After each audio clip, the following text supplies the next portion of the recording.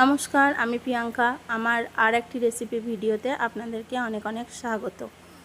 বানাচ্ছিলাম মোগলাই পরোটা। প্রথমবার বানাচ্ছি, তাই অনেক সতর্কতা অবলম্বন করে বানিয়েছিলাম। ময়দার মধ্যে দিয়েছিলাম একটু নুন, একটু চিনি, একটু সাদা তেল। এইটা দিয়ে সুন্দর করে ময়দাটাকে আমি মেখে নিয়েছিলাম। আপনারা চাইলে আটা আর ময়দা অর্ধেক অর্ধেক করেও দিতে পারেন। ময়দাটাকে মেখে নেওয়ার পর ওটাকে মোটামুটি আধা ঘন্টা মতো রেস্টিংয়ে রাখতে হবে। 1 ঘন্টা রাখতে পারলে আরও ভালো হয়। মেখে নেওয়ার পর একটু সাদা তেল হাতে বুলিয়ে নিয়ে ময়দাটাকে ঢেকে রেখে দেবেন।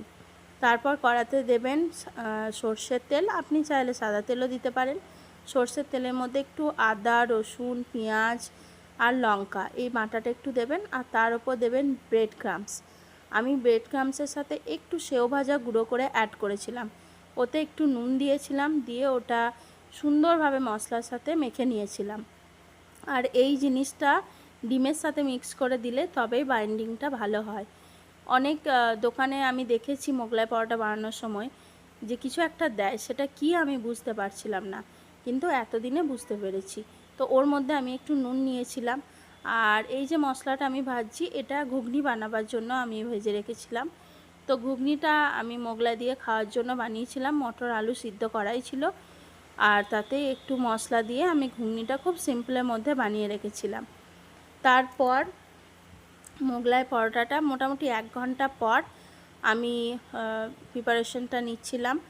এই যে একটা গ্লাসের মধ্যে 2 চামচ 2.5 চামচের মতো ওই ব্রেড ক্রাম্বসটা, তার মধ্যে একটা কাঁচা ডিম, কাঁচা লঙ্কা, কাঁচা পেঁয়াজ আর সামান্য একটু নুন। খেয়াল রাখবেন প্রতি পদক্ষেপে যেহেতু নুন পড়ছে, তাই নুনটা বুঝে সুঝে একটু দেবেন।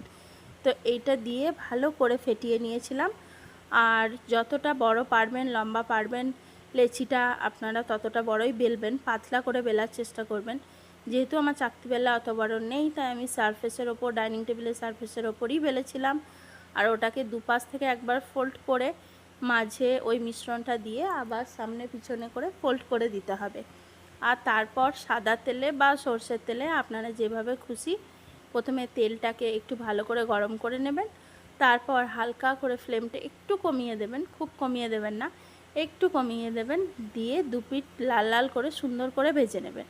তারপর তুলে নিয়ে যেমন কায়দা করে ওখানে কেটে দেয় 6 পিস 8 পিস করে, সেইভাবে কেটে নেবেন। এই যে আমি সাইড থেকে সুন্দর করে মুড়ে দিয়েছিলাম, তারপর এই যে তেলে ভেজে দিয়েছি। আর খেতে খুবই সুন্দর হয়েছিল। একটু সস, কাঁচা পেঁয়াজ, কাঁচা শসা দিয়ে আমি রান্নাটা করেছিলাম। তো আজকে ভিডিও এইটুকুই।